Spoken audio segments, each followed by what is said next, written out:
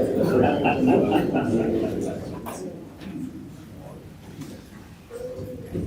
morning, everyone.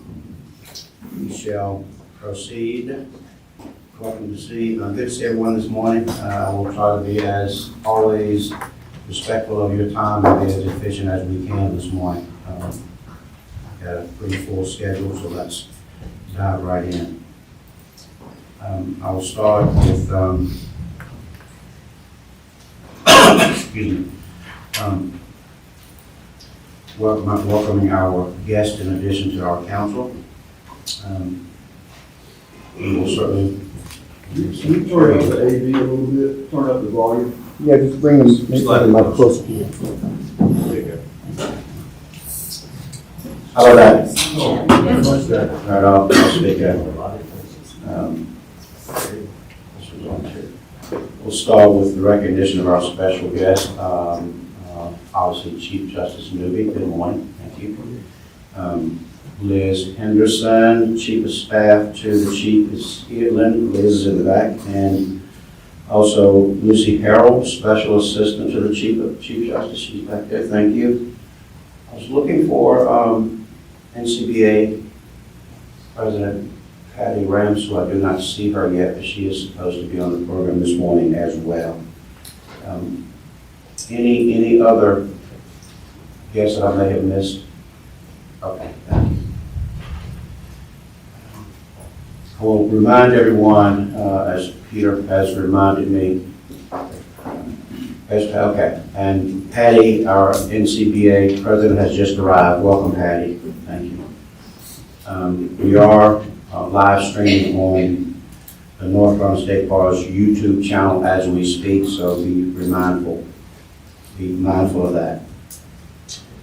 I will start with the obligatory statement. Members of the council are hereby advised of their duty under the State Government Ethics Act to avoid conflicts of interest and the appearance of conflict, and are instructed to refrain from participating in any matter coming before the council with respect to which there is a conflict of interest or appearance of conflict. You can note any conflicts now or at the appropriate time, so we can get it on the record. And seeing none, with that, we'll proceed with the next item on the agenda, a moment of reflection, by our Vice President, Catherine Fry. Thank you. Good morning. So before we get started, I wanted to ask you to take a moment and reflect on these words about leadership as we begin our important work today. Leaders are called to stand in that lonely place between the no longer and the not yet, and intentionally make decisions that will bind, forge, move, and create history. We are not called to be popular. We are not called to be safe. We are not called to follow. We are the ones called to take risks. We are the ones called to change attitudes, to risk displeasures. We are the ones called to gamble our lives for a better world. Thank you. Thank you, Catherine. We've already recognized the guest, and so we will now turn the floor over to Mr. Chief Justice and hear about the state of the judiciary.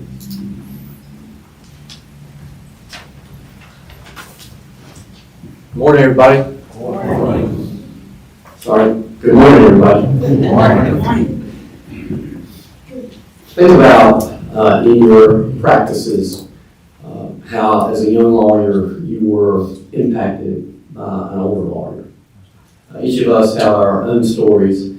For me, as a not yet law student, I had the opportunity to work with Wally Harrelson and Fred Lynn and Rich Towers, former longtime state bar counselor. They helped shape my understanding of professionalism. I started my practice in the Van Winkle Law Firm up in Nashville, where O.E. Starnes and Roy Davis, another longtime state bar counselor, were the epitome of professionalism. Each year, the Chief Justice has an opportunity to recognize from his or her perspective folks from across the state that are truly examples of professionalism.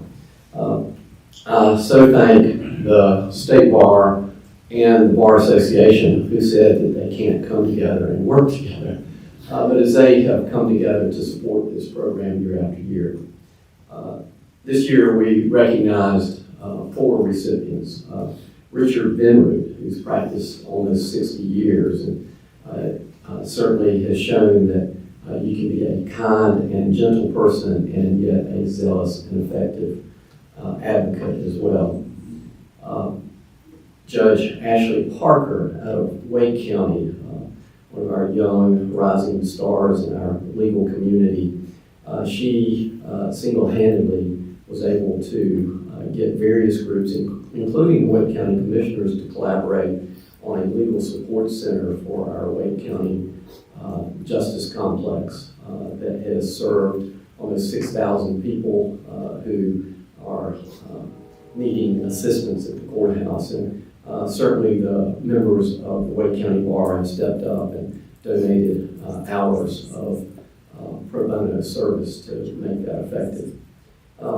We recognized Judge Jim Ammons.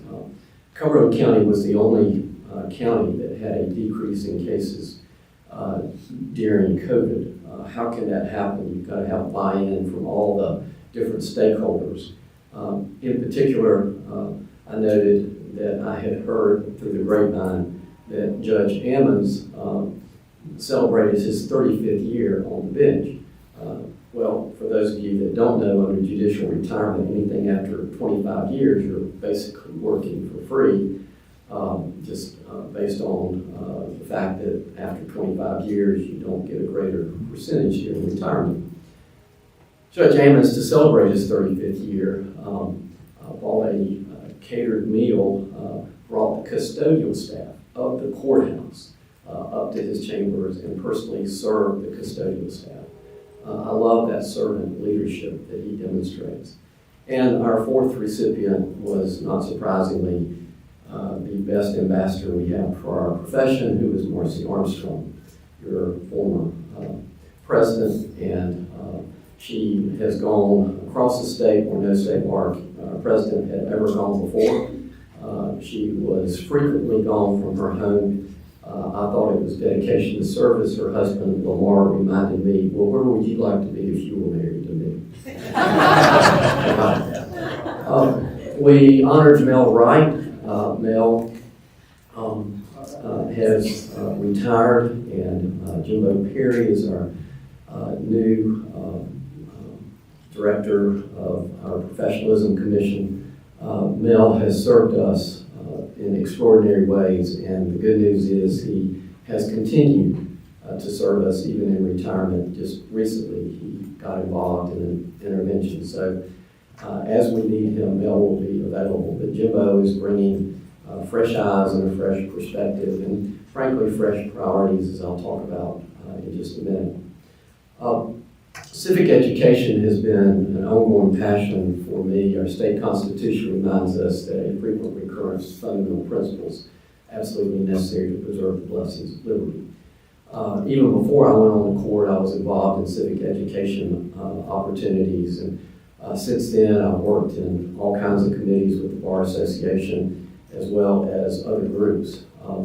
One of the, or I should say, the best civic education opportunity that's out there today is our mock trial initiative. It was begun by the Advocates of Justice, and now the idea is to bring all the different groups that are interested in civics education together to see if they can expand the mock trial initiative.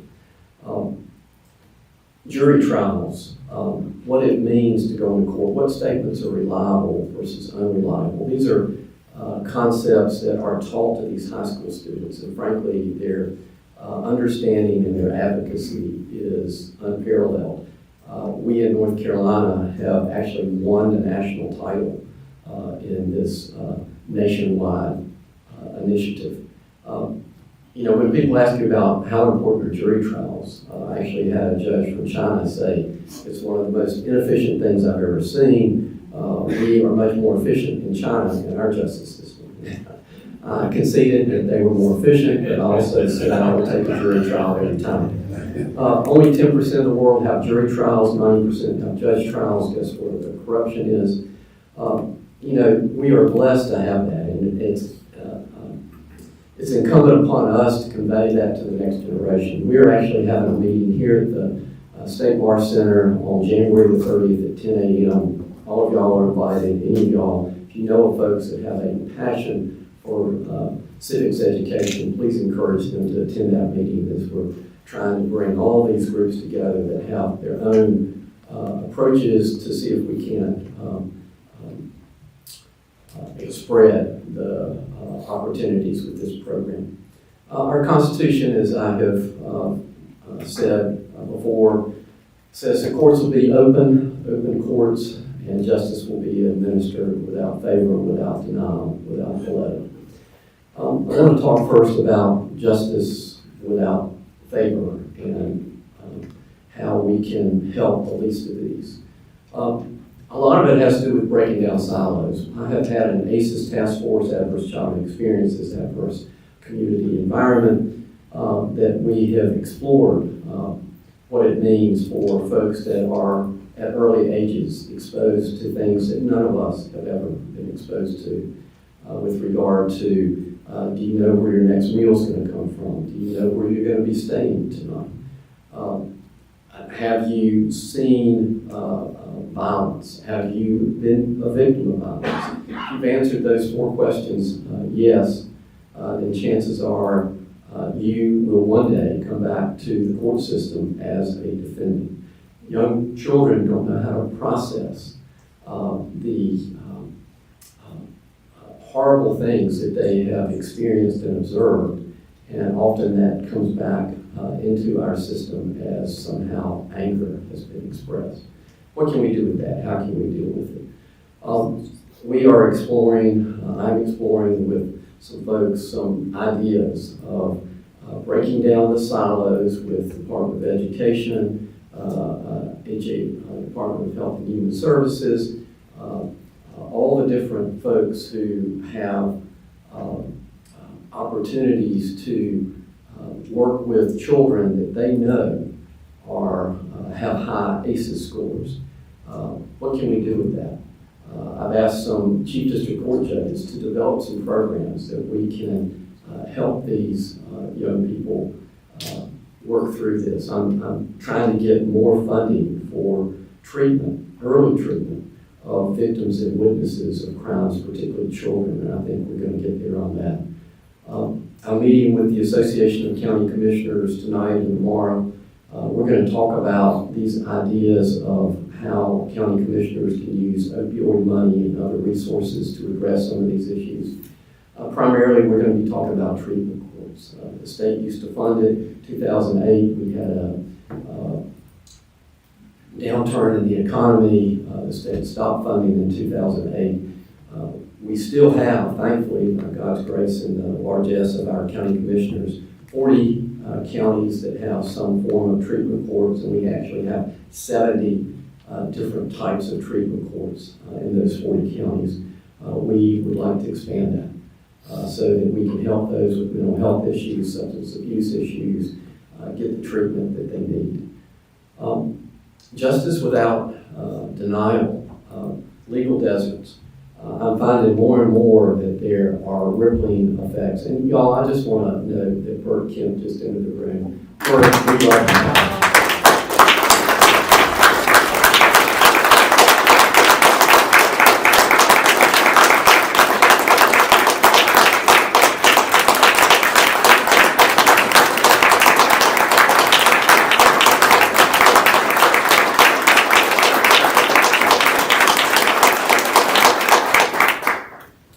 A longtime state bar counselor, a longtime member of the Professionalism Commission, recipient of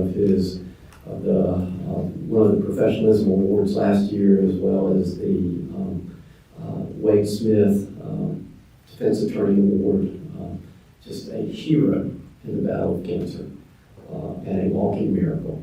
Bert, it's great to see you. So justice without denial. more and more the ripple effects of us not having enough lawyers in rural areas, whether it be assistant DAs, whether it be public defenders, whether it be defense attorneys, whether it be representing parents in abuse, neglect, dependency. All these areas of the law are impacted by a lack of an adequate number of attorneys. 48 of our 100 counties are characterized as legal deserts, having less than one attorney per 1,000 residents. Jimbo Perry, in conjunction with the State Bar, and I thank you for your initiative in this area, are working very hard to try to figure how can we address these issues. Jimbo is also working with the IDES, Mary Pollard, with Kimberly Spahos with the DA's Association about being more proactive with the law schools, about recruiting individuals to various parts of our state. Many of y'all may love Wake and Mecklenburg and Guilford and Forsyth counties. Bless your hearts. There are 96 other counties that are great places to practice law. And we are trying all we can to help these law students appreciate that there can be a high quality of life. And also, while are they in law school, they're going to serve. I believe you have more and more opportunities to serve in these rural counties. Justice without denial and courts shall be open. Now we're talking e-courts. I am grateful that we continue to make progress on multiple fronts with e-courts. First week of February, we're going to roll out in the far northeastern portion of the state, whereas previously we have looked at volume challenges in Wake and Mecklenburg. In these areas, we've got 12 counties. We've got judges, assistant DAs, others that will, if you will, travel circuit. And we've got to be sure that we have uniformity. Now we have independent clerks. They report to we the people, not me, the Chief Justice, or Mr. Boyce, Director of AOC. But we're trying to encourage them to adopt uniform practices so when a judge is in Pasquotank County, the same keystrokes that she may use in Pasquotank can be used in Currituck. Now we're going to allow Currituck to keep their slogan, you know, come on vacation, leave on probation. We don't want to, and come back for the violation. We don't want to interfere with, you know, the personalities of the counties, but we do need some uniformity here. Justice without delay. One of our initiatives is that H&I felonies are going to be handled in district court. All the chief district court judges have developed programs to ensure that that will be done. Why is that a justice delay issue? Because we got district court meeting weekly, and we got superior courts meeting, particularly in some of these rural areas, on an infrequent basis. We have individuals, H&I felonies, these are low level, it's usually user type offenses, or they're pleading to that. They're not going to go to prison. We need to get them quickly out of the jails and back into the community so they can keep their jobs, so that they can be with their families, they can do the things that need to be done. So H&I felonies in district court. Family law. In family law, we have three models in our state. We have our family court model. We have one judge, one case in areas that don't have a family court model. And then we have a rotating judge basis. We are moving every county to one judge, one case. One is what people expect. I mean, you know, they watch TV, and if you were before Judge Judy one time, you're going to go back before Judge Judy the next time. That's what people expect. They don't expect to have to bare their souls to a new judge.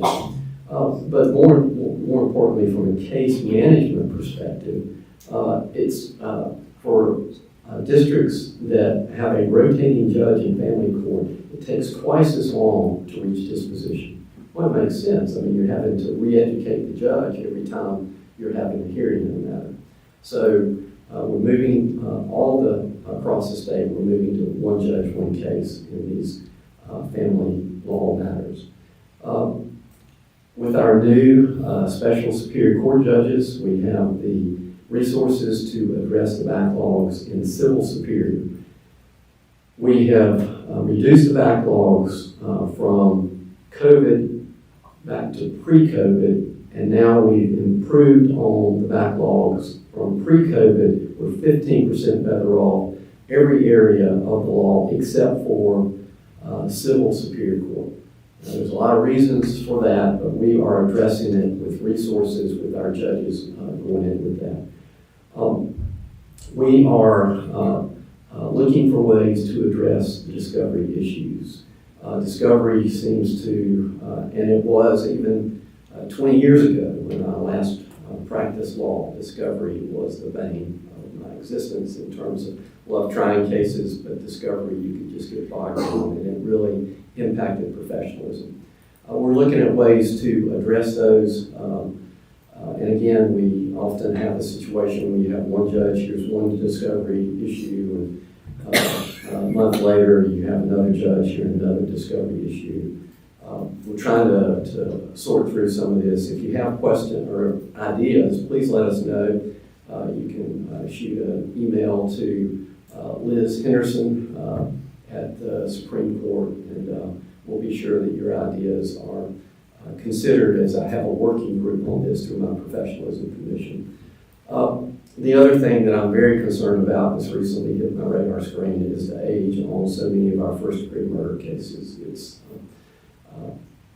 not as it should be. Again, we're going to put resources with judges and courtrooms and clerks and reporters. We're going to have the resources to address these. Often it boils down to manpower with regard to ADAs and defense attorneys and those kinds of things. So my point is we've got challenges. We are trying as best we can to address those challenges. I'm always grateful for this opportunity for me to come and give an update about what's going on across the state. Y'all are selected by your peers as their representatives. There's no greater honor than to be chosen as a state bar counselor, as leadership of the state bar. I thank you for your service in all that you're doing with this. And if I can do anything to help, or if you've got ideas how to make things better, that's all we're trying to do. As my friend Alan had said, you know, we just want to leave the campsite better than we found it. So thank y'all so much.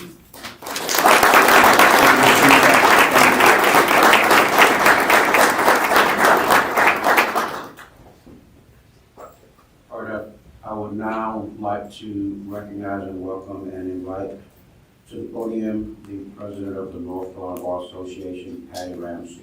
Patty?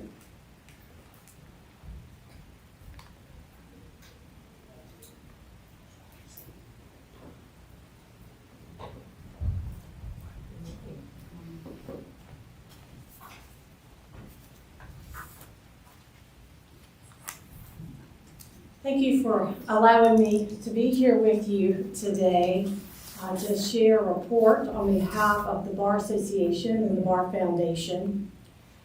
Yesterday, we had a full day at the Bar Center with our winter quarterly meetings for the association and the foundation.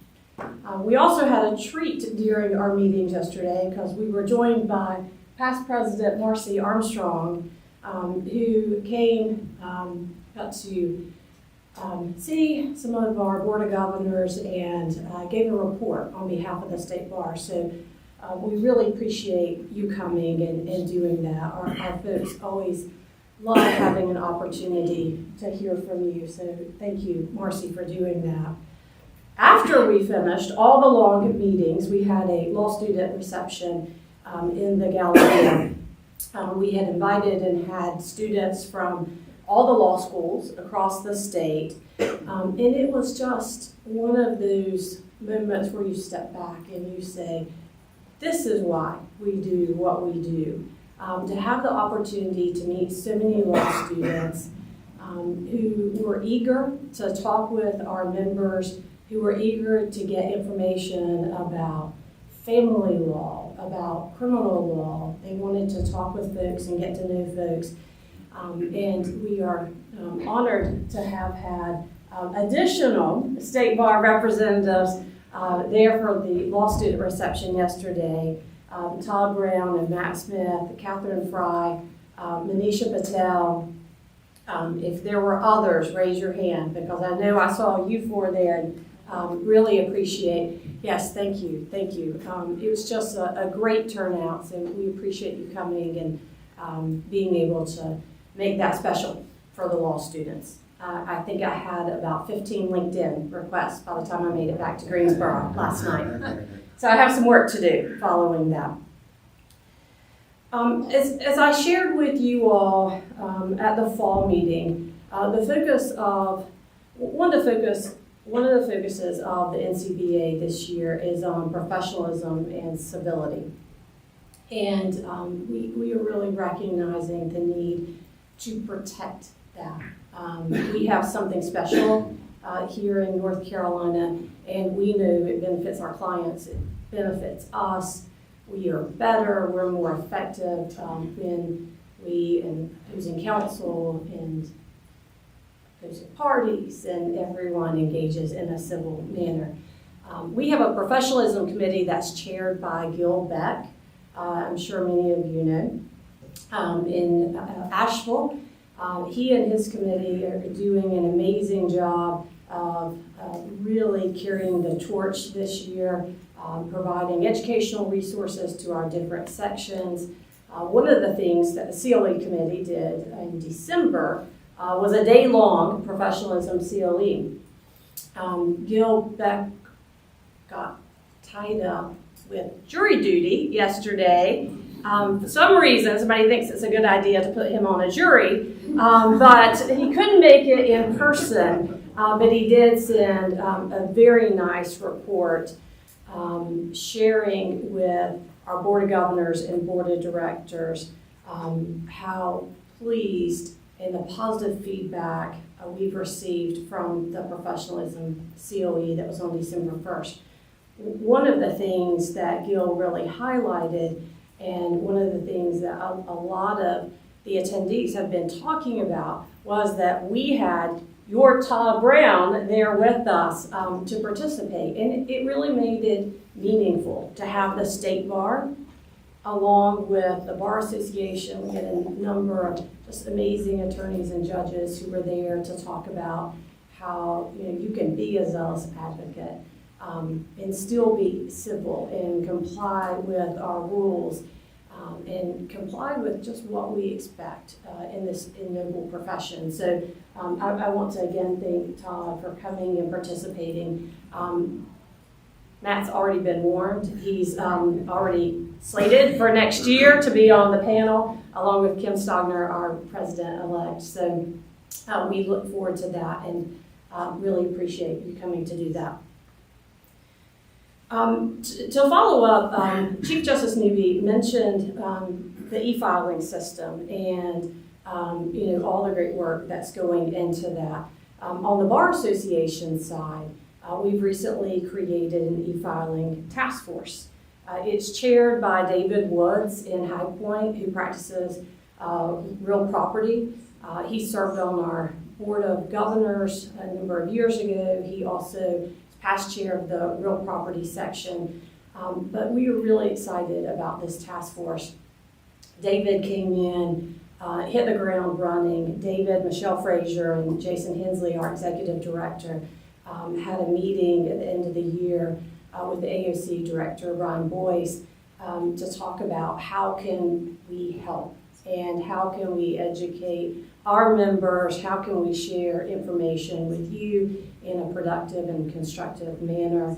And so we are really excited about the opportunity just to be able to engage in those discussions and do whatever we can with the feedback from our various sections that are affected by the e-filing system to share that information and try to help in whatever way we can. All right, let's talk about some of the fun stuff that we're doing. Because as you all know, the Bar Association and the Bar Foundation spend a lot of time doing pro bono work and projects that are designed to assist the legal profession. One of the things that we are continuing this year that you all may have heard about last year was a program that was started, the Open Door Fellowship. So last year we had 2 Open Door Fellows who participated. They were selected and they were paired for 10 weeks with an employer and their salary for the 10 weeks was paid by the foundation. So we are just trying to open doors, create networking opportunities for 1L students who are in school in North Carolina. And here are the three broad criteria. From historically excluded or disadvantaged backgrounds, who are first-generation college students, or who are from disadvantaged socioeconomic backgrounds. Matt and Todd both got to meet one of our Open Door Fellows last night at the law student reception, Tavaria, and I think they wanted to go with her because she was sharing the opportunities she already has lined up. She has 2 internships lined up, and she's finishing this 2L year and already has her summer position lined up. And this is directly related to the connections that she made by participating in our fellows program. Over that 10-week period, in addition to placing our fellows with a law firm or an in-house company, what we end up doing is bringing them in and say, here's some programs that our Women in the Profession Committee are doing, which Manisha's chaired this year. And then we have our Minorities in the Profession Committee, our SOGI committee. And so they really get an opportunity to integrate with legal professionals in a way that you just don't otherwise get unless you have lawyers in your family or lawyers who are family friends. And so we really want to make sure that we're just creating opportunities to success. So we're starting year 2. This month we have visited, we've got a few more law schools this week, but we're visiting all the law schools to share with them information about the program so that they can apply by February 16th. If you know someone who may be interested, or just in your interactions with any of the law schools, please encourage them to do that. It's just a great opportunity. We're also at the NCBA and YLD level doing mentoring and connecting with law students in other ways. The YLD has continued its Grab a Coffee program. Last night at the law student reception, I had a student come up to me from Campbell and she said, I just want to tell you, this is one of those most meaningful things I've done during law school. I mean, she got paired up with Justice Bob Hunter and got to have virtual coffee with him. And so it's just a great way to plug our members in with law students in a very easy way to do. And so I really enjoyed the feedback, and that's what we're hearing. And we're just trying to be creative in thinking about how can we assist given where we are today and everything that's happening with law students and elsewhere. The NCBA continues to focus on trying to bridge the access to justice.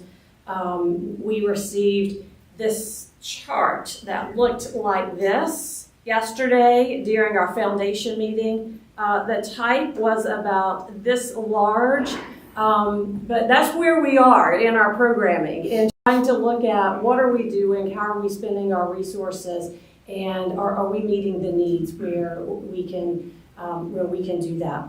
A couple of things that are going on that front is our free legal answers program.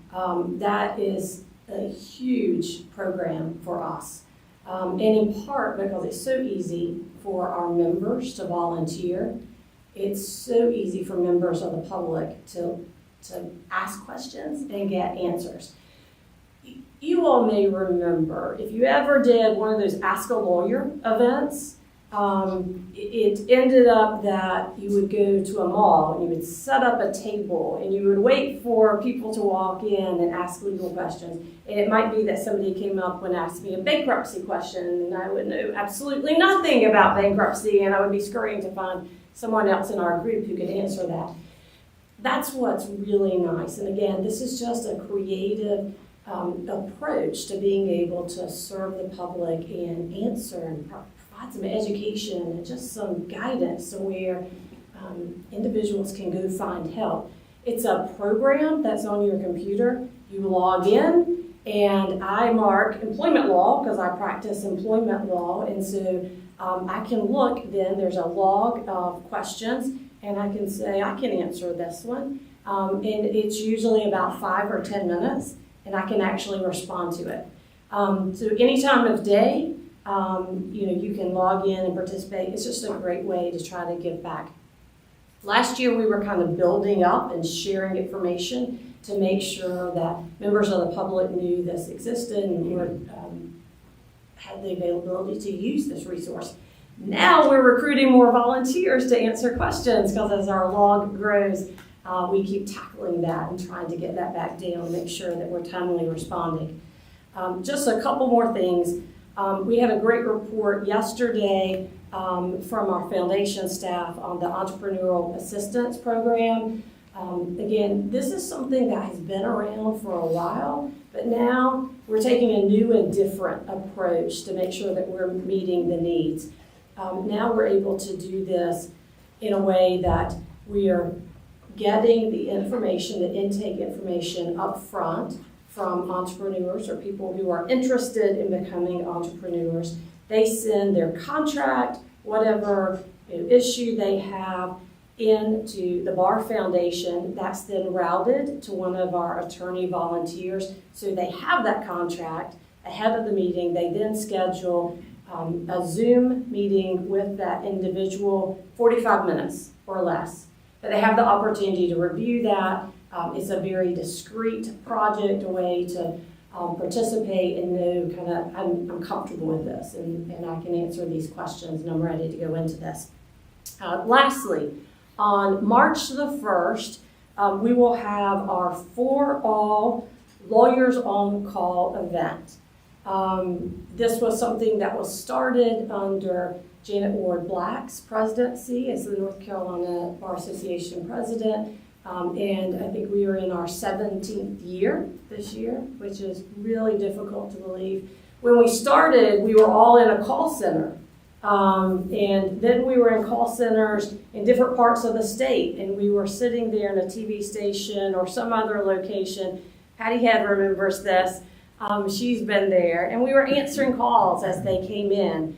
Now we have multiple options on this. Some attorneys choose just to get online. The calls are routed to them through a software program on their computers, and they can log in at any time during the day on March the 1st and participate, again, limiting to whatever substantive area that they want to limit it to. So we're excited about that. We always serve thousands of North Carolinians on that day, answering questions for free.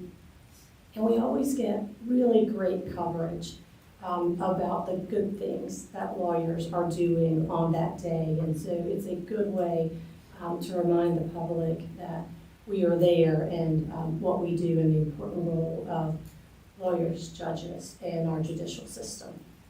But that is all I have, unless anyone has any questions for me. Thank you.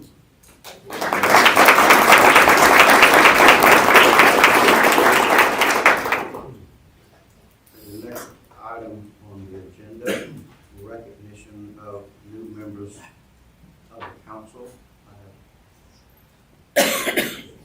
Sorry, Peter.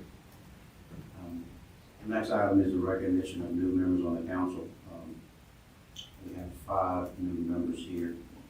I want to recognize 5 new councilors. The first is Judge Jeffrey B. Foster from District 3.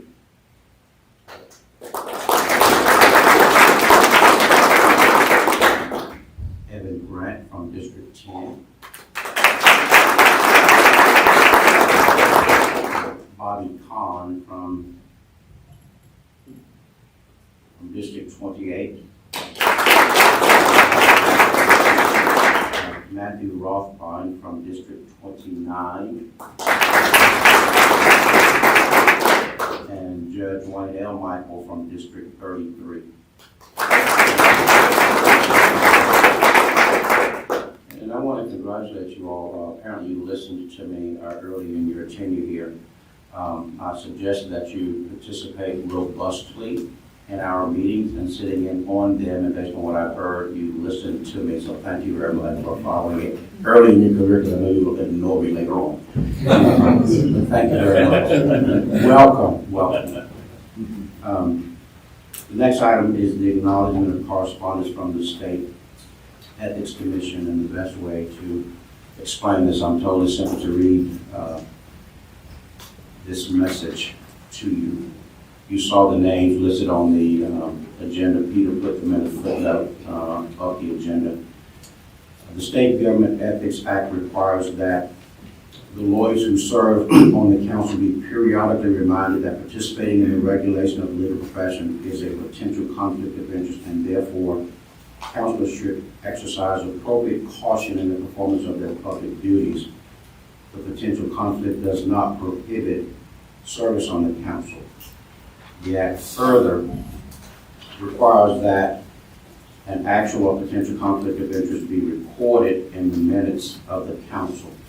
To fulfill the latter requirement, letters noting the potential conflict from the State Bar Ethics Commission received for the councilors listed in the footnote on the agenda will be attached to the minutes of this meeting. All right. That's taken care of. And now we shall turn to the next item on the agenda, which relates to the tender of law licenses, and I shall ask Council Carmen Bannon to come forward. Thank you, Mr. President. Good morning, everyone. You have in your materials 3 affidavits of surrender of law license from the following 3 licensees: Julia Olson Bozeman, Nathaniel K. Pendley, and Jonathan W. Washburn. I have reviewed the affidavits that are in your materials and determined that they satisfy the requirements of Rule .0121A of the State Bar's Discipline and Disability Rules, and therefore for each of the 3 lawyers whose affidavits you've received, I request that the council enter an order accepting the affidavit, disbarring the lawyer, and taxing the lawyer with the applicable costs and fees. You have a motion? That is your motion. That is my request of the council. Fair enough. I did have a motion, and I do need a second of that motion. When doing each separate, it's been properly moved and seconded. Any questions, discussions? All in favor? Opposed? That carries. So, Mr. President, I have the 3 orders. Shall I bring them to you now? Why don't you bring them all together at the end? Okay. So my request was that that process be followed for each of the 3 lawyers. So I believe it would probably be appropriate to have 3 separate motions. Exactly. And so I'm not called for a motion on the tender of the license of Julia Olson Bozeman. So, second. Properly moved and seconded. Any discussion? All in favor? Opposed? That passes. I will now ask for a motion relating to the tender of Jonathan W. Washburn. Properly moved. Do I have a second? Second. Any discussion? All in favor? Opposed? That passes. That's fine, Ms. Bannon. Yes, so that first motion was for Mr. Pendley. Yes. Understood. Thank you for clarifying the record. Nathan K. Henley was the first motion. Alice, you got that? And Yes.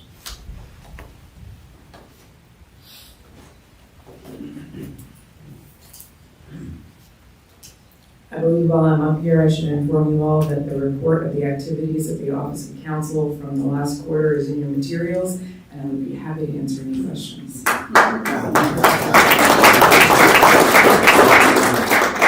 Thank you.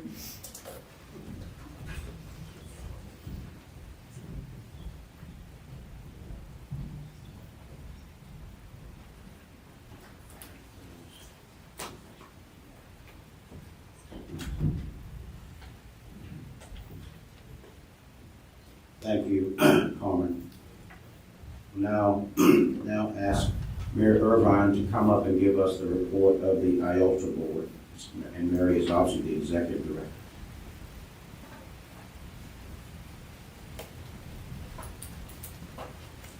Good morning and Happy New Year to all of you. I'm going to say that I'm unfortunately not going to be as brief as Carmen. I will strive in the future to do that, but I do want to take this chance really just to let you all know about the work of the IOLTA board. For new counselors, my name is Mary Irvine. I'm the Executive Director of the North Carolina Interest on Lawyers Trust Accounts program, more commonly known as NC-IOLTA. And our work is to provide access to justice by funding high-quality legal assistance for individuals who are in counties all across the state. We envision in North Carolina where everyone will be able to fairly navigate the system with the legal support that they need in order to do so. We are kicking off this new year sharing about 2024 grants, which were recently awarded by the board in December. So interested programs and applicants apply in the fall, and then the board meets each December to finalize those awards. This year, IOLTA received 47 applications for funding, which was seeking funds in excess of $11 million, and 43 grants were awarded totaling $9.5 million. $7 million of this is directed to civil legal aid programs that, again, are providing free civil legal services in every county across the state. An additional $900,000 went to support pro bono programs that are enabling private attorneys to participate in providing those services. $734,000 was awarded in what we call system support grants. These are new, it's a relatively new grant program that we have. And the idea is supporting our grantees' civil legal aid programs to do their work more efficiently and more effectively. So these grants can be for different purposes, but often it involves strategic planning, professional development, outreach, training, technology, improving intake systems, things of that nature, which we hope increase the efficiency and effectiveness of their work, and in turn help the public to better access the services and more people to access them. And then finally, $774,000 was directed to other administration of justice grants. Because we're still awaiting final approval on a few grants, we haven't really publicized our final grant list, but I'll make sure that you all have access to that more detailed grant information once it is final. I do want to emphasize that in this year, when we have increased grant funding available, the board was able to fill some really challenging gaps that some of the legal aid programs are facing. One of those in particular is a loss of domestic violence funding through federal grants. We have several programs that, absent new sources of funding, would be in a position of having to cut staff and services for domestic violence survivors. And so we were able to take some of those funds and really target it to that specific issue.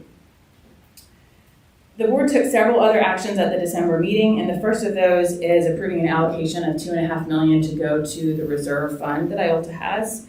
This reserve fund was established in 1995 with the support and encouragement of then Chair Ward Hendon, who saw and felt strongly that with income going up and down, we really needed to set funds aside so that when income was strong, we were putting some funds aside that could be used when income dropped. The reserve fund has been used frequently during periods of economic recession, in particular 2009 to 2017. The board turned to that fund very frequently. They still had to make grant cuts, but they were able to sort of moderate those cuts with the use of the reserve fund. The board policy does set a minimum threshold for that reserve, and so with this contribution, we're now meeting that minimum threshold that's required. Lastly, at the December meeting, the Board of Trustees approved the reestablishment of the North Carolina Public Interest Internship Program. This is a program that IOLTA funded for many years, which provided funding to each of the law schools in North Carolina to then distribute to their students that are seeking public interest positions during the summer that are often unpaid, and district attorneys, public defenders, judges, and legal aid programs. Those are the different sites that they can serve with. The trustees decided to reestablish the program and then focus it specifically on legal deserts. So they will be using the funds specifically for students that are supporting legal desert counties. They could be in an office that's not a legal desert, but they're serving those counties. These funds were set aside for at least 3 years, with the ability for the law schools to get $50,000 each year to distribute to their students. I know many of you have spent time discussing this issue or connected with Jimbo Perry. We are really hopeful that it's a way that we can encourage students to go to these rural communities to do the work that's needed there and really address some of the economic barriers that would prevent them from being able to do that during the summer. In closing, the work that ILTA does is able to support critical legal services for individuals all across the state. Sometimes that is happening in a real moment of crisis for those individuals. On page 5 of my written report, there is the domestic violence report that we produce each year regarding state funding for domestic violence. And there's a story that you'll find there of Amy. This is one that Legal Aid of North Carolina has had the opportunity to tell this year. And really what's most evident to me about this story about Amy, who is a survivor of domestic violence, is the resilience that she had and then really the life-changing impact of the legal interventions, both for her but also for her children. So I hope that you will read that story in our report and also see Legal Aid's website for a fuller version of that story. That's my report, but I'm happy to answer any questions. Any questions for?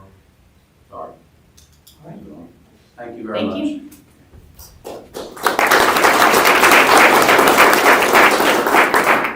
We will now hear a report from the LAP board. Warren Savage is approaching the podium. Thank you. Hello, I am here, and I want to start off by recognizing that Evan Rawls is rolling off of this board and has been on the LAP board for, I think, 7 years, 2 terms, and he finished another term. He's been an unbelievably important part of the core of that board. Thank you, Evan, for all your work for that. We are fortunate. I think later on you're going to be asked to approve his replacement to be Craig Lynch from Charlotte, and Craig, you're going to be great. He's already come to one of our meetings and has been indoctrinated into the LAP philosophy. I also want to recognize that you were given that in your materials, but I want to recognize Candace Hoffman back there, who's been promoted to Assistant Executive Director. It's very important. She's already been, Robin is, it's hard to say who the face of the LAP is. Robin's always been the face of LAP, but now there'll be 2 faces. And already have been for some while, and I really appreciate the work that Candace has done. You may have remembered, I've mentioned several times through following the Goldsboro shooting at the attorney's office, LAP board, the LAP staff with lots of constituent organizations helped put together and have finally put together a final draft for a first response protocol. The only reason I bring that up is it is in final form, and I think you guys, being the boots on the ground in your individual districts, will have this as a resource that is ready to go, and you will be, if something occurs, God forbid, in your district, you'll have it, and the state bar will arrange to get it to you. We had our LAP annual conference in November. It was great. I got COVID, doggone it, in October, so I couldn't attend. I think Todd also was unable to for the very same reason. But I understand it was a great celebration of the volunteers of the organization. As far as our quarterly report, right now we have 516 open files. We opened 25 new files in the fourth quarter, but surprisingly we opened twice that number, 51 in the third quarter. It continues to be run largely, almost 2/3 of those are involve psychological issues, and obviously substance abuse and use issues continue to be a significant portion.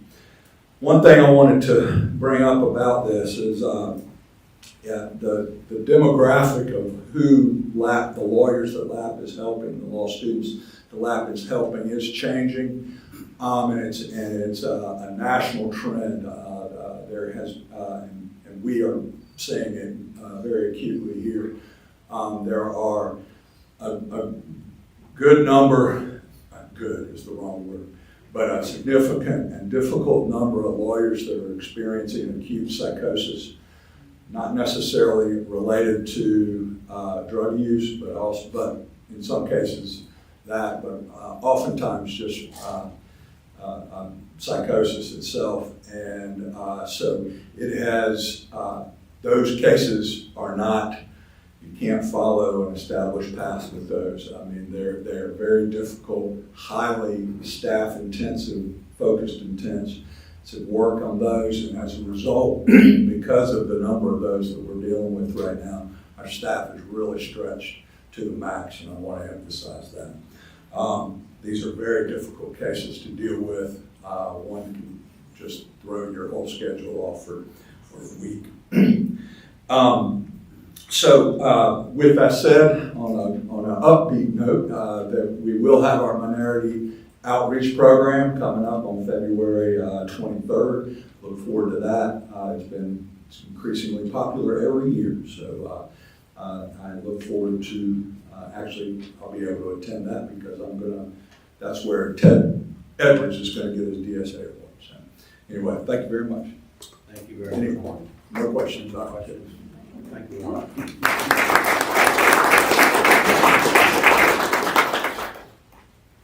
We will now move.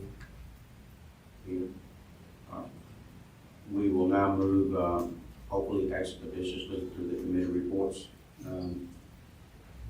So I'll call that. We'll start with the executive committee report.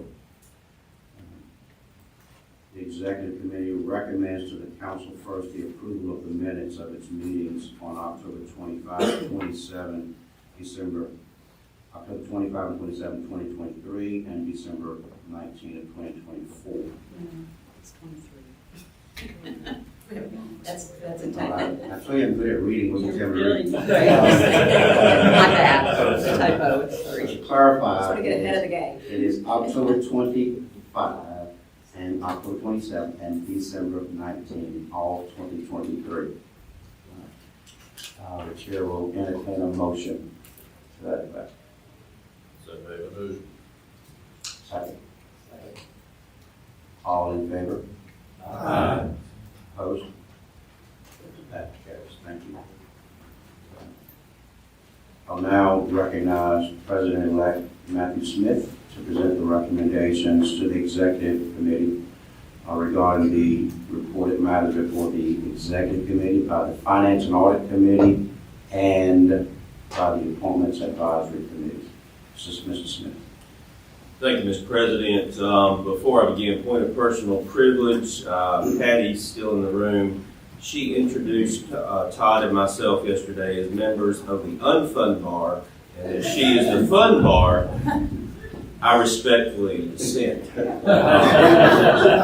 You should have been there last night. Mr. President, that's the recommendation of the Finance and Audit Committee that we presented the following report to the Executive Committee. First, a motion to approve the fourth quarter 2023 financial statements, which includes approval of 6 expense items that were slightly over budget. Those reports are in your material. That is a motion from the committee requiring no seconds. Any discussion? All in favor?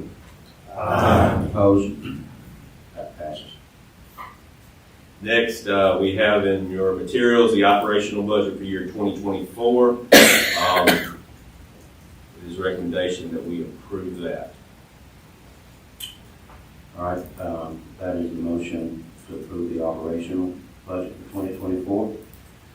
Requiring no second. Any discussion? All in favor? Aye. Opposed? Thank you. Next, we have a motion to approve the 2024 budgets for a group of boards. That would be the Board of Legal Specialization, the Board of Continuing Legal Education, the Lab Board, the IALTA Board, and the Board of Paralegal Certification. It is our recommendation all of those be approved in one motion. That motion requires no second. Any discussion? All in favor? Opposed? That carries. Thank you. Moving on to the Appointments Advisory Committee, we make the following recommendations to I'm sorry. executive. Recuse myself in connection with the lap board appointments. It's noted. Thank you, Craig. And on that note, for the lap board, we would like to recommend Craig Lynch. To appoint Craig Lynch to replace Evan Rawls and Shelley Buckner and Timothy Carroll to 3-year terms on the board. That is the motion. And that is the reappointment of Ms. Buckner and Mr. Carroll, correct? Correct. Motion requires no second. Any discussions? All in favor? Opposed? That carries. Thank you. Also, with regard to the lap board, we make the request that we appoint Warren Savage to another term. I'll need to recuse myself from this. Duly noted. Thank you, Warren. That's because we want to put him as chair for another year. And also to appoint Crawford Cleveland to another 1-year term as vice chair. That's the motion. Requires no second. Any discussions? All in favor?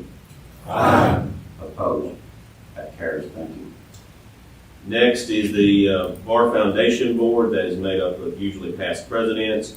It's our motion to appoint Margaret Hunt and Ronald Baker for 4-year terms on that board. Requires no second. Any discussions, comments? All in favor? Opposed? That passes. Thank you. Next is NC Leaf. It's our motion to reappoint William R. Purcell and James R. Grant to 1-year terms on that board. Requiring no second. Any discussions, observations? All in favor? Opposed? That passes. Thank you. Finally, the Board of Law Examiners has asked that we designate D. Clark Smith Jr. as an emeritus member of the board. So that is so moved. No second is required. All in favor? Opposed? That carries. Thank you. Thank you, Mr. President. Thank you, Mr. Smith. We'll now move to the next section of the agenda, a couple of matters that I will bring before the body. The first is a motion to adopt the proposed rule amendments that were published already in comment, and to transmit them to the Chief Justice and to the Supreme Court for approval. They are executive agenda items 4.1 and 4.2. And unless there's any objection, I will, with respect to 4.1, move that we approve those, adopt those collectively as opposed to considering each individually. That is the motion to this body. I require no second. Any discussions, comments? All in favor? Opposed? That passes. The next is the adoption of the proposed amendments to the procedures for fee dispute resolutions. The materials are in your package, obviously. That is the recommendation to the council. No second being required. Any discussion? All in favor? Opposed? That passes. Thank you.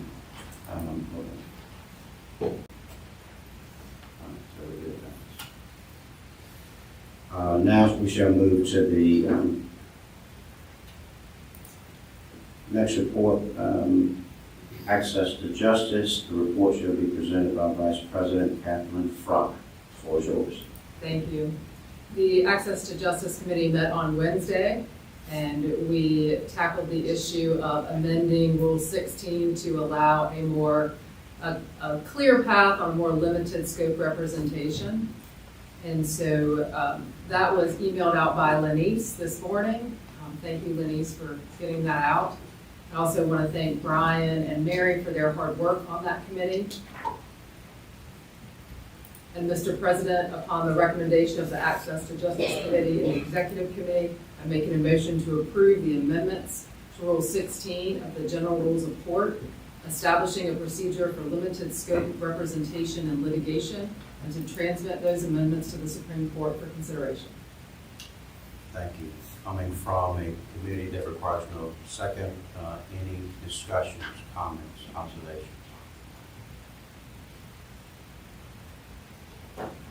Shoot, sorry, you didn't correct me. That motion coming from the committee requires no second. And so the question is, are there any observations, discussions, comments? Here none, all in favor? Aye. Opposed? That carries. Thank you. Thank you, Kathy. So now move to hear from the administrative committee. Judge Rader, will you come forward? Thank you. On behalf of the administrative committee, I want to start by giving a shout out to Tammy Jackson, our membership coordinator, and Deborah Holland, our managing director of CLE. Both of these ladies do incredible work, and there's no way the committee can function and do what it does without their help and all their efforts. I want to say thanks also to Peter for his advice and counsel to the committee. If you were in attendance at his CLE the other day and heard his overview of the administrative regulations that the administrative committee deals with, you heard him talk about how much fun it is. It's a blast. The administrative committee met Wednesday afternoon at 4 o'clock. We reviewed 286 petitions for transfer to inactive status.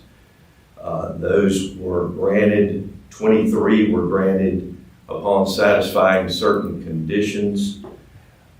2 were granted inactive status, but then immediately sought emeritus pro bono status. And 1 was granted inactive status immediately after seeking reinstatement. We also had 12 lawyers who were reinstated from an inactive status, and of those, 3 were granted upon satisfying certain requirements. 5 lawyers were reinstated from suspended status, and of those, 1 was granted reinstatement to then seek immediate inactive status. We had 1 petition for relinquishment of membership, which we don't see too often, but this gentleman said 57 years was enough. He wanted out, so his wishes were granted. We had 4 out-of-state lawyers who were granted pro bono practice status. Then in your materials, our report of the administrative committee is on page 31, but on page 40, you will find the list of notices to show cause and suspensions for failure to comply with the membership and the CLE requirements.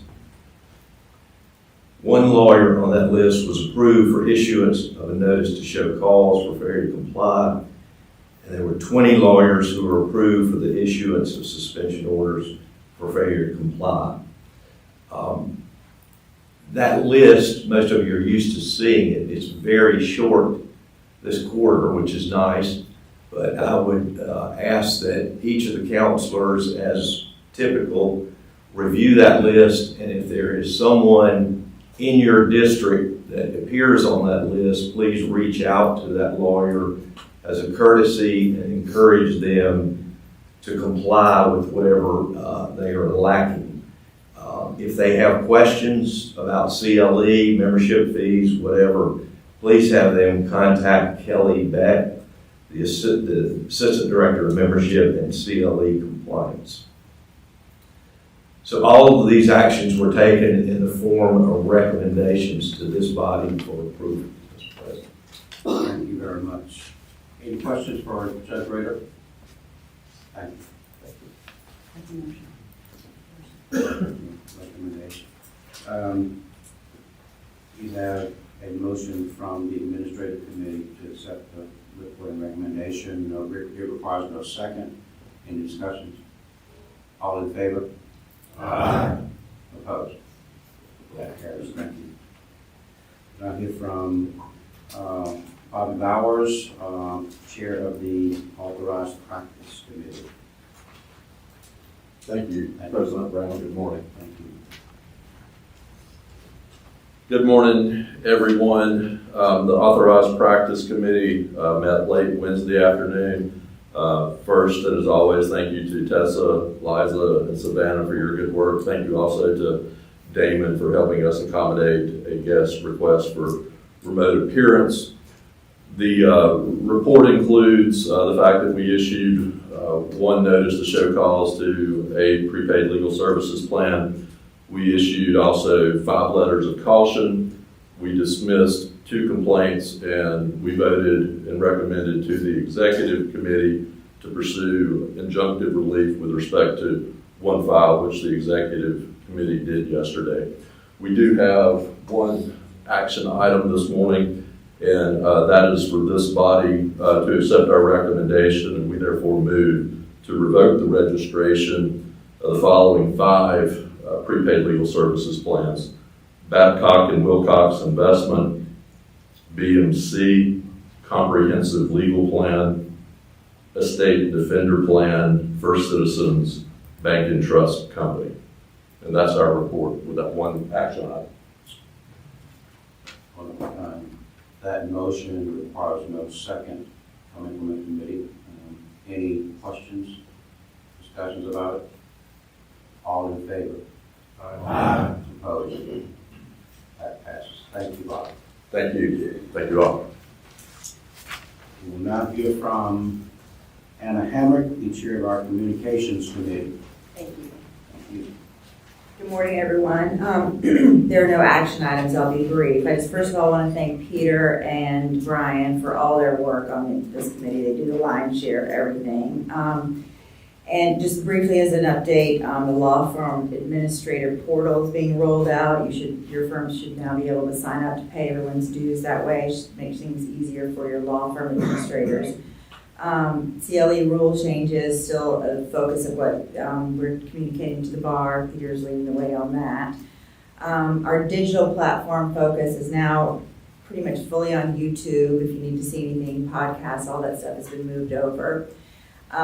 We urge you to use the counselor template that Peter has created to send out a newsletter to your members after this meeting to sort of give your thoughts on how the meeting went. And I think that Peter said there is a goal that the bar has to get the summaries to you quicker so that will be more fresh in your mind. And the website still is on the horizon in terms of the next year or so. It's still pretty in infancy, but it's coming along.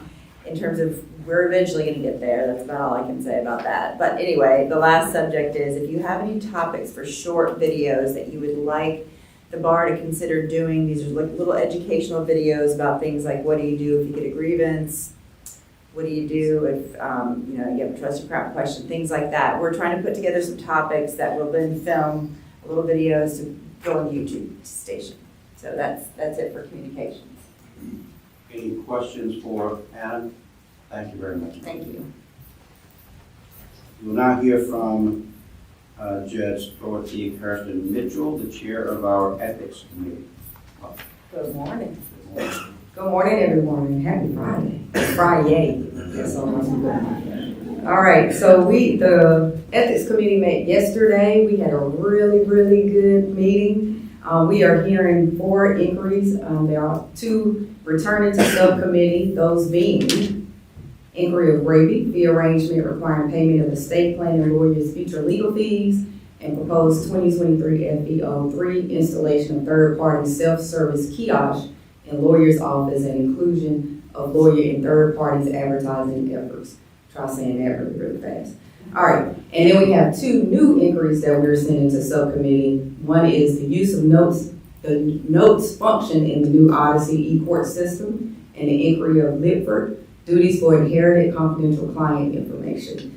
And I have one item that is proposed. The proposed opinion is in your council materials, and we are publishing that for comment over the next quarter. That's the proposed 2024 FEO1, use of artificial intelligence in the law practice.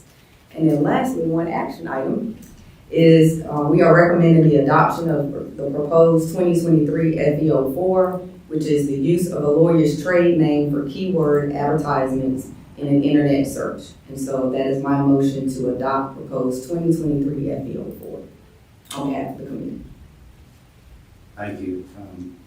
That motion does not require a second coming from the committee. Any discussions, observations? All in favor? Aye. Opposed? That carries. Thank you very much. Judge. We'll now hear from Kevin Williams, who's the chair of our grievance committee.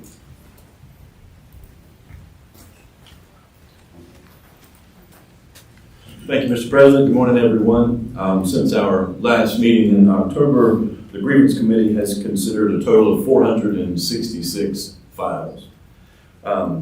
Leading up to this quarterly meeting, that included 375 dismissals by the chair, 50 dismissals by the chair and vice chair. 5 files were dismissed and retained, and that sounds like a lot of work, and it was, and I didn't do it all by myself. So we had a lot of work, enlisted the help of some of the more senior folks on the Grievance Committee to get through some of the backlog of dismissals. So thanks to those who pitched in. And as always, thanks to Heather Ruth for, as I say, keeping the trains running on time. The Grievance Committee met yesterday,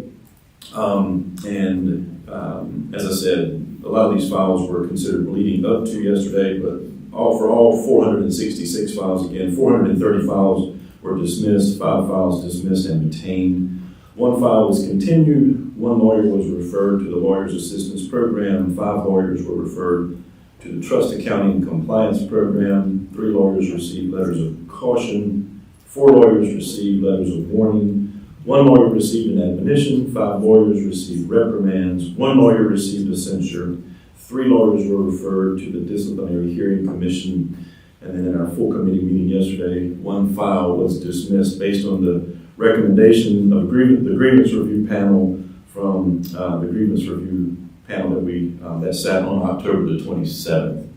And then last, we have 1 grievance review panel that is scheduled for noon today, so special thanks to Gordon, one of the vice chairs of the grievance committee, Judge Cobb, Sherry Wall, and Scott Hart for sticking around a little longer today to help us get through that process. So that's the report from the grievance committee. Thank you very much. Thank you. We'll now hear from Past President Marcy Armstrong, chair of the Issues Committee. Does this work?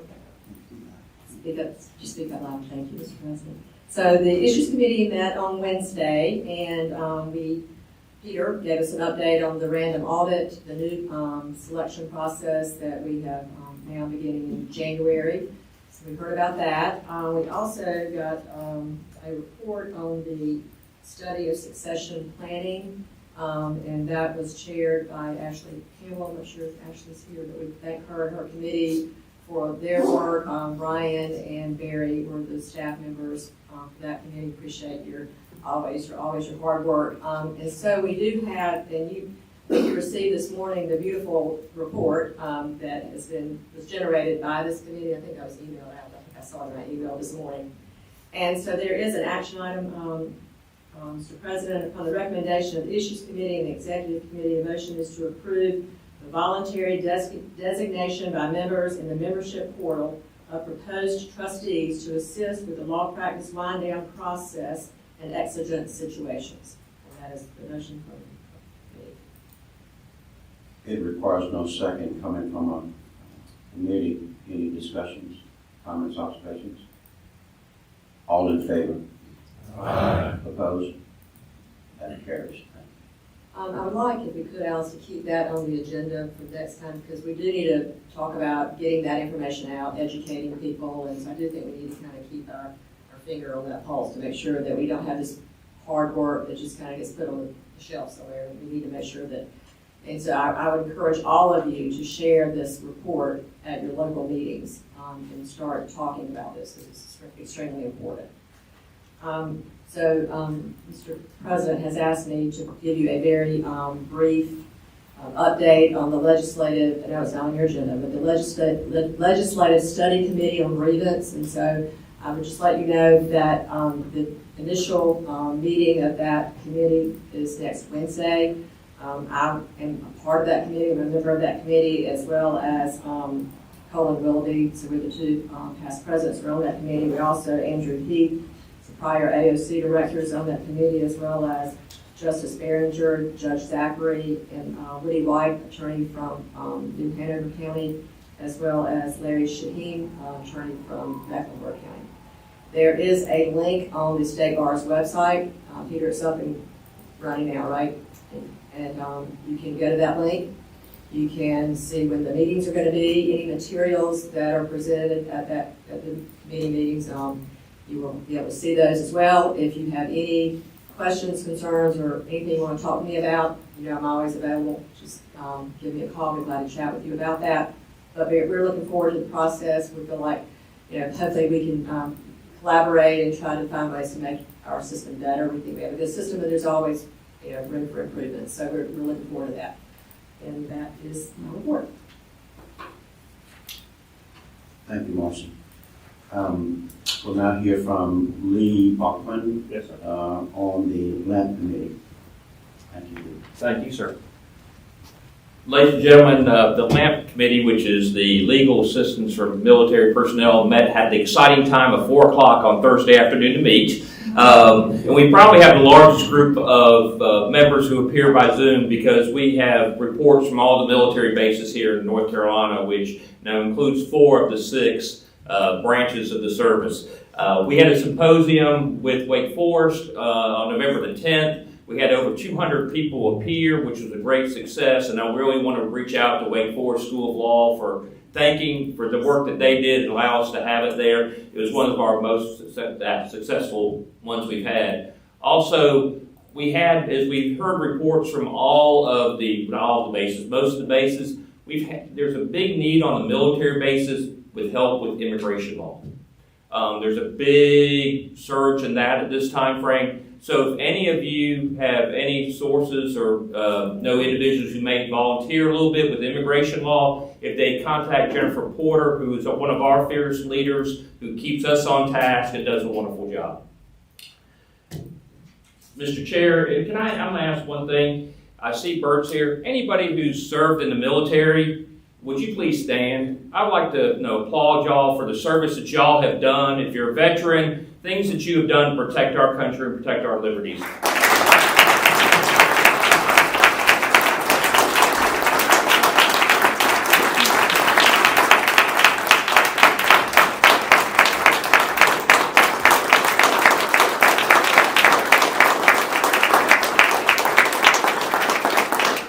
Mr. Chair, that's a report from Lane.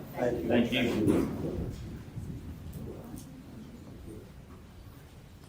We'll now hear from Warren Savage, Chair of the Distinguished Service Awards Committee.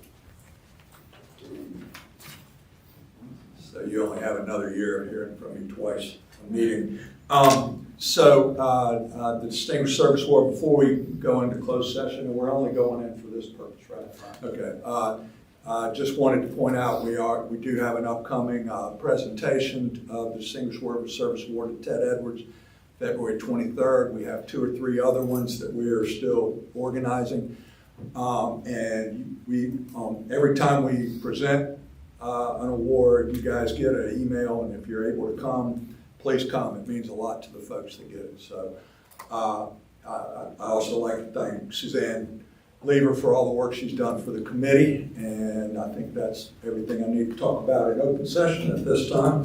I would like to move to go into closed session pursuant to General Statute 143-318.11A2 to prevent premature disclosure of an honorary award. We do need a second for that motion. Second. So,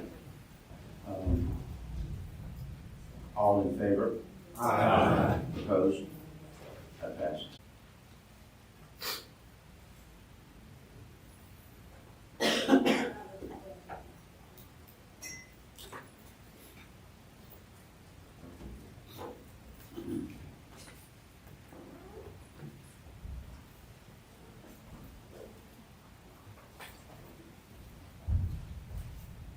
Peter, you ready? All ready? Thank you. This time I'd like to advise that the committee, the Distinguished Service Award Committee, is moving with approval of the executive committee, that the council approve the nominations of the lawyers candidates A, B, and C discussed in closed session for presentation of the John B. McMillan Distinguished Service Award, subject to our standard due diligence checks. That motion requires no second. Any comments? All in favor? Aye. Opposed? That passes. All right, thank you. Appreciate it. Thank you, Warren. That concludes the committee reports. Does anyone have any new business for the council? I have one item of new business.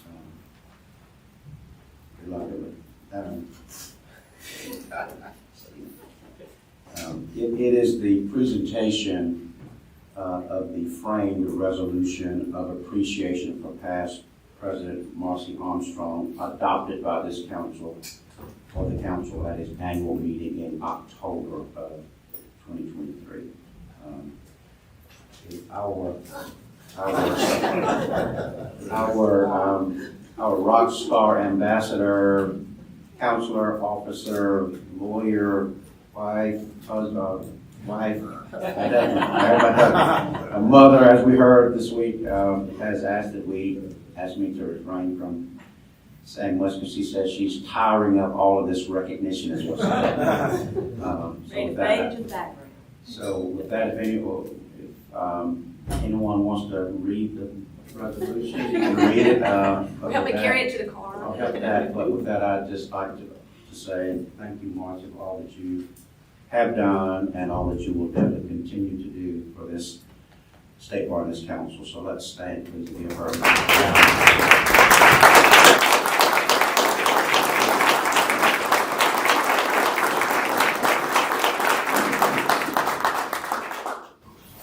There being no further business, we are, I'll call for a motion. All in favor? Second? We are adjourned. Thank you very much.